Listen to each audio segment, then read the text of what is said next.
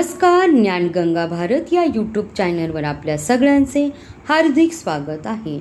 आज आपण महा-TETसाठी अतिशय उपयुक्त बालमानसशास्त्र व अध्यापनशास्त्र यावरील अतिशय महत्त्वाचे सराव प्रश्न बघणार आहोत आणि ते सुद्धा स्पष्टीकरणासहित.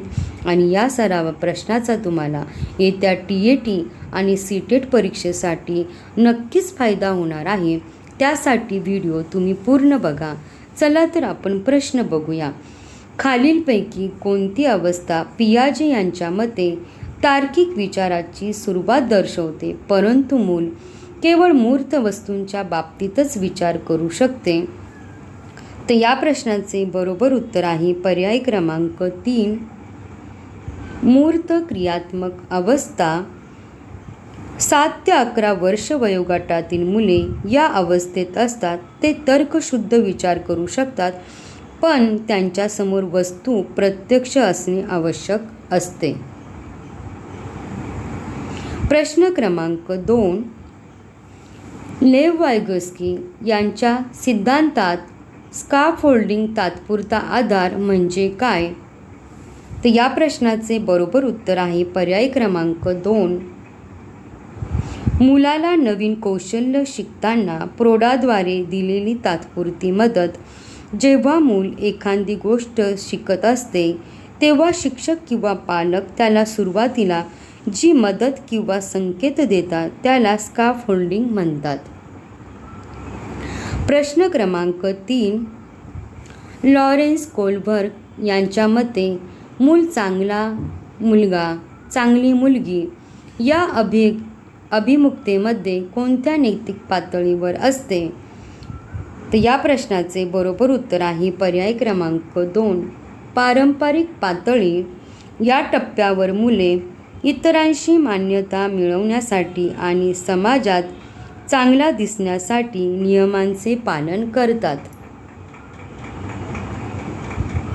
प्रश्न क्रमांक 4, वर्गात एखादा विद्यार्थी वारंवार प्रश्न विचारत असेल तर शिक्षकाने काय करावे? तर या प्रश्नाचे बरोबर उत्तर आहे पर्याय क्रमांक 2, त्याच्या प्रश्न विचारण्याच्या वृत्तीला प्रोत्साहन द्यावे आणि शंकांचे निरसन करावे. प्रश्न विचारणे हे बालकाच्या जिज्ञासू वृत्तीचे आणि सक्रिय अध्ययनाचे लक्षण आहे. त्यामुळे शिक्षकाने त्याचे स्वागत केले पाहिजे. प्रश्न क्रमांक 5, सर्वसमावेशक शिक्षणाचा मुख्य उद्देश काय आहे? तर या प्रश्नाचे बरोबर उत्तर आहे पर्याय क्रमांक 3, सर्व प्रकारच्या मुलांना, सामान्य, दिव्यांग, वंचित अशा सर्व प्रकारच्या मुलांना एकाच छताखाली समान संधी देणे.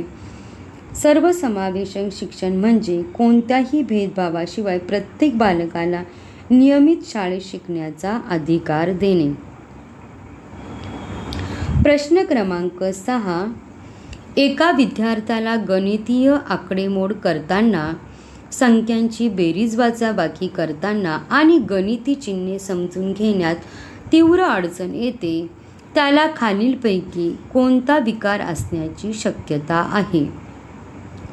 तर या प्रश्नाचे बरोबर उत्तर आहे पर्याय क्रमांक 3, डिस्कॅल्कुलिया हा विकार असण्याची त्याला तीव्र शक्यता आहे. प्रश्न क्रमांक 7, अक्षरे नीट न ओळखता येणे, वाचताना शब्द गाळणे किंवा B आणि D या अक्षरांमध्ये गोंधळ होणे हे कोणत्या अध्ययन अक्षमतेचे लक्षण आहे?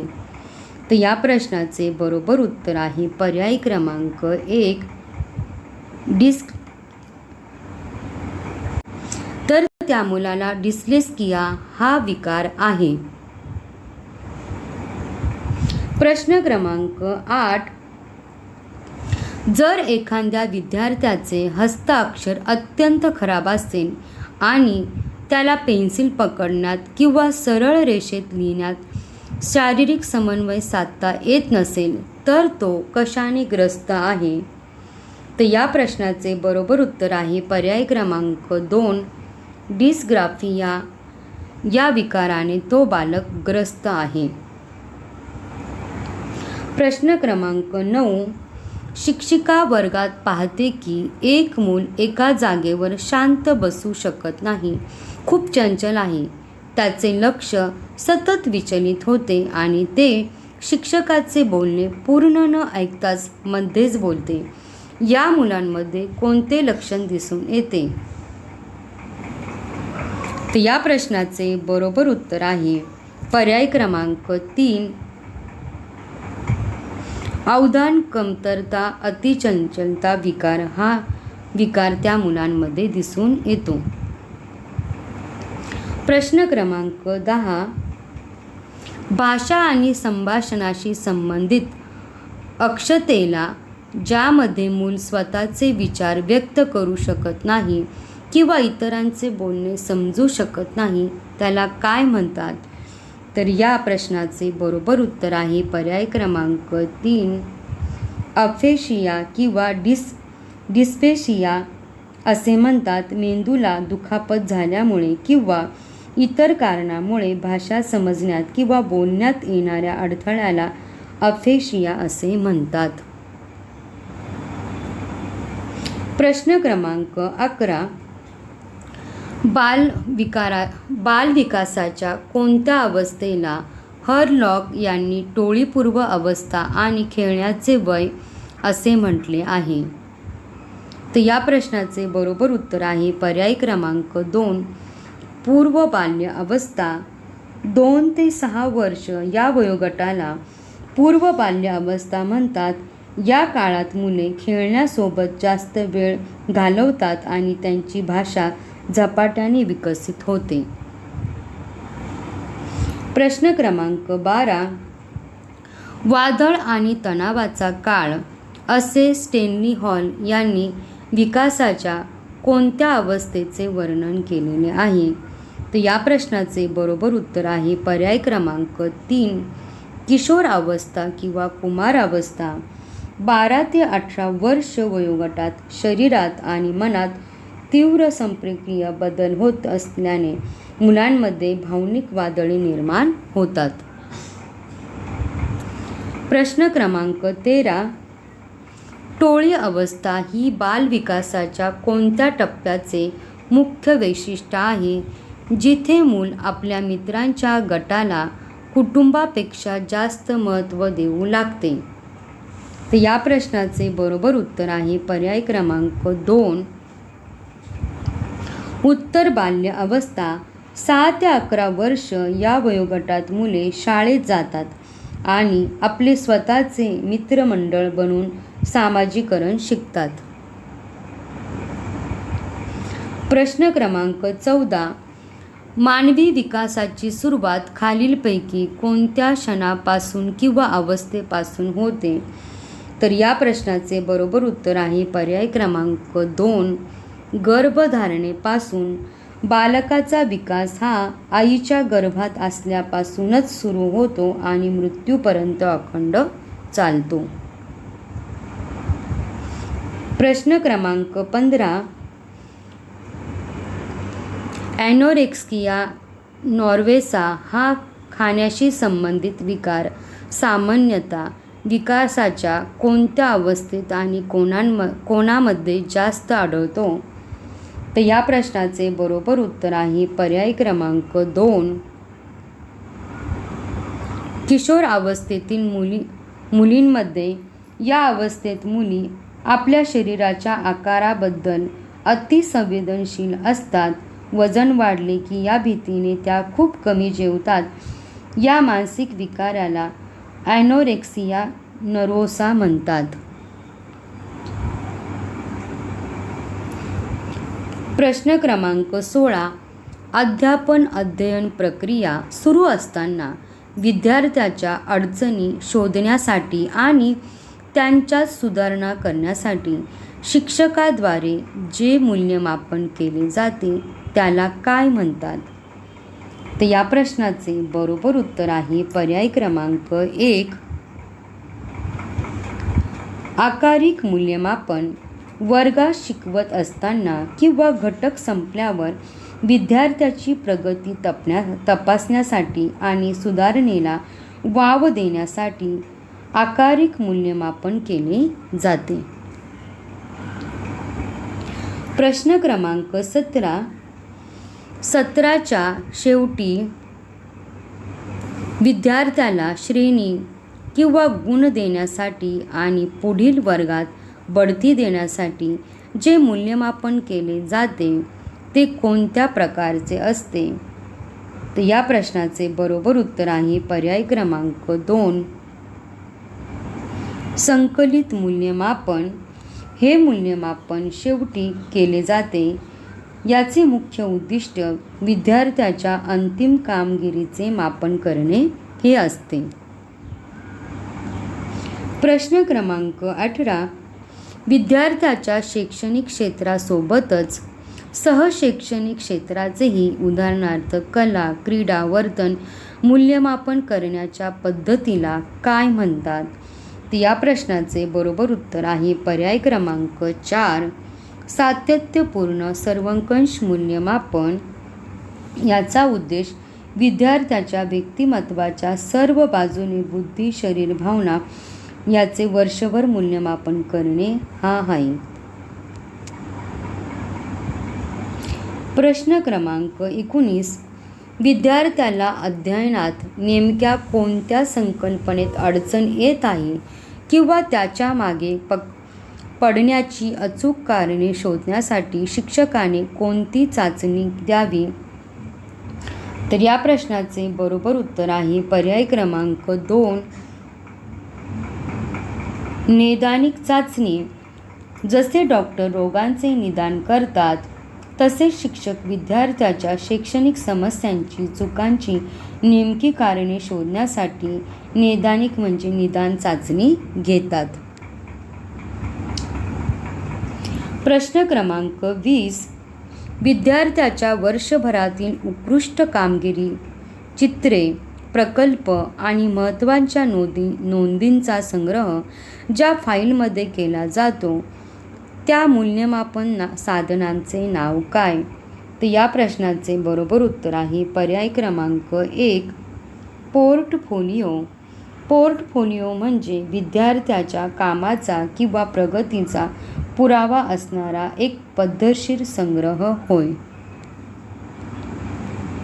प्रश्न क्रमांक 21. बालकाचा मोफत व सक्तीच्या शिक्षणाचा अधिकार 2009 नुसार प्राथमिक शाळेसाठी इयत्ता 1 ते 5वी विद्यार्थी शिक्षक प्रमाण किती असणे बंधनकारक आहे? तर या प्रश्नाचे बरोबर उत्तर आहे पर्याय क्रमांक 2. 30 एक शिक्षक. RTE कायद्यानुसार प्राथमिक स्तरावर दर 30 विद्यार्थ्यांमागे एक शिक्षक असणे आवश्यक आहे. उच्च प्राथमिक स्तरावर 6वी ते 8वी हे प्रमाण 35 ते 35 विद्यार्थ्यांच्या मागे एक शिक्षक असणे आवश्यक आहे. प्रश्न क्रमांक 22.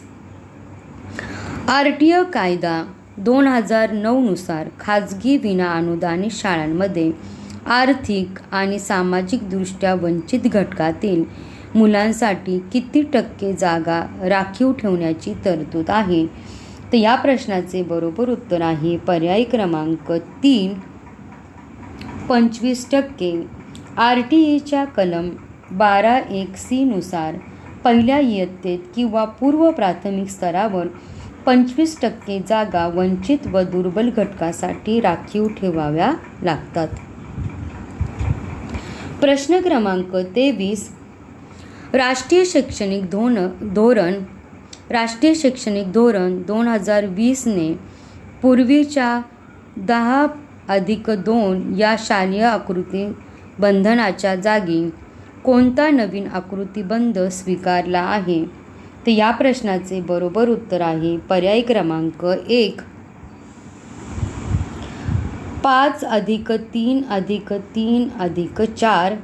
नवीन संरचनेनुसार 5 वर्ष पायाभूत स्तर, 3 वर्ष पूर्व प्राथमिक स्तर, 3 वर्ष मध्य स्तर आणि 4 वर्ष माध्यमिक स्तर अशी विभागणी आहे. प्रश्न क्रमांक 24.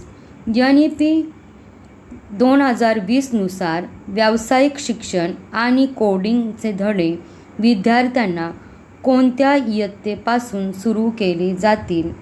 तर या प्रश्नाचे बरोबर उत्तर आहे पर्याय क्रमांक 3, इयत्ता 6वी. विद्यार्थ्यांमध्ये कौशल्य विकास व्हावा म्हणून इयत्ता 6वी पासूनच व्यावसायिक शिक्षणाची आणि 10 दिवसाच्या बॅगलेस इंटर्नशिपची सुरुवात करण्याची शिफारस यात आहे.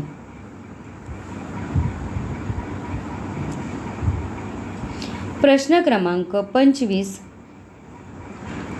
NEP 2020 अंतर्गत विद्यार्थ्याच्या प्रगती पुस्तकात सुधारणा करून कोणत्या नवीन समग्र मूल्यमापन आराखड्याची स्थापना करण्यात आली आहे? तर या प्रश्नाचे बरोबर उत्तर आहे पर्याय क्रमांक 2, परख. हा केंद्र सरकारचा एक नवीन राष्ट्रीय मूल्यमापन केंद्र आराखडा आहे जो विद्यार्थ्याचे 360 अंशात मूल्यमापन करेल. प्रश्न क्रमांक 26. विकास ही अशी प्रक्रिया आहे जी जन्मापासून सुरू होत नाही तर ती गर्भधारणेपासून सुरू होऊन मृत्यूपर्यंत अखंड चालते. ही व्याख्या खालीलपैकी कोणत्या मानसशास्त्रज्ञाने केलेली आहे? तर या प्रश्नाचे बरोबर उत्तर आहे पर्याय क्रमांक 1, हरलॉग. एलिझाबेथ हरलॉग यांनी बालविकासाच्या अवस्था आणि विकासाच्या अखंड प्रक्रियेवर विस्तृत संशोधन करून ही व्याख्या मांडली आहे. प्रश्न क्रमांक 27. मला कोणतेही एक निरोगी मूल द्या. तुम्ही सांगाल त्याप्रमाणे मी त्याला डॉक्टर, वकील, कलाकार किंवा चोर बनवून दाखवेन. हे प्रसिद्ध आणि आव्हानात्मक विधान कोणत्या वर्तणूकवादी मानसशास्त्रज्ञाचे आहे? तर या प्रश्नाचे बरोबर उत्तर आहे पर्याय क्रमांक 2, JB वॉटसन. वॉटसन हे वर्तणूकवादाचे जनक मानले जातात. त्यांच्या मते बालकाच्या विकासात अनुवंशापेक्षा सभोवतालच्या पर्यावरणाचा आणि प्रशिक्षणाचा प्रभाव जास्त असतो. प्रश्न क्रमांक 28. बुद्धिमत्ता म्हणजे चांगल्या प्रकारे विचार करण्याची, योग्य निर्णय घेण्याची आणि स्वतःचे आत्मपरीक्षण करण्याची क्षमता होय. ही बुद्धीची व्याख्या कोणी दिली आहे? तर या प्रश्नाचे बरोबर उत्तर आहे पर्याय क्रमांक 1, अल्फ्रेड बिने. जगातील पहिली बुद्धिमापन चाचणी तयार करणाऱ्या अल्फ्रेड बिने यांनी बुद्धीचे वर्णन निर्णय क्षमता आणि तार्किक विचार या शब्दात केले आहे. प्रश्न क्रमांक 29. अध्ययन म्हणजे अनुभवाच्या आणि सरावाच्या परिणामी वर्तनात होणारा कायमस्वरूपी किंवा सुसंगत बदल होय. ही अध्ययनाची सर्वसमावेशक व्याख्या कोणी केली आहे? तर या प्रश्नाचे बरोबर उत्तर आहे पर्याय क्रमांक 1, गेट्स आणि त्याच्या सहकाऱ्यांच्या मते केवळ तात्पुरते बदल म्हणजे शिकणे नव्हे तर अनुभव आणि प्रशिक्षणामुळे वर्तनात झालेला टिकाऊ बदल म्हणजेच अध्ययन होय. प्रश्न क्रमांक 30. किशोरावस्था किंवा कुमारावस्था हा नवीन जन्माचा काळ आहे कारण याच काळात मानवाचे उच्च आणि श्रेष्ठ गुण प्रकट होतात. ही व्याख्या कोणी केली आहे? तर या प्रश्नाचे बरोबर उत्तर आहे पर्याय क्रमांक 1, स्टॅनली हॉल यांनी किशोरावस्थेचा सखोल अभ्यास केला असून त्यांनी या अवस्थेला वादळ आणि तणावाचा काळ असण्यासोबतच नवीन जन्माचा काळ देखील म्हटले आहे. त्यामुळे पर्याय क्रमांक 1 बरोबर उत्तर आहे. अशा प्रकारे आज आपण बालमानसशास्त्र व अध्यापनशास्त्र यावरील महत्त्वपूर्ण 30 सराव प्रश्न बघितले आणि या प्रश्न सरावाचा तुम्हाला येत्या TAT आणि CTET परीक्षेला नक्कीच फायदा होणार आहे. तर तुम्हाला हा व्हिडिओ कसा वाटला कमेंट बॉक्समध्ये जरूर कळवा. व्हिडिओला जास्तीत जास्त शेअर करा, लाईक करा आणि तुम्ही आमच्या ज्ञानगंगा भारत या यूट्यूब चॅनलवर नवीन असाल तर चॅनलला जरूर सबस्क्राईब करा आणि बेल आयकॉनला प्रेस करा, जेणेकरून आपल्यापर्यंत अशाच प्रकारच्या नवीन प्रकारचे व्हिडिओ पोहोचू शकतील. धन्यवाद.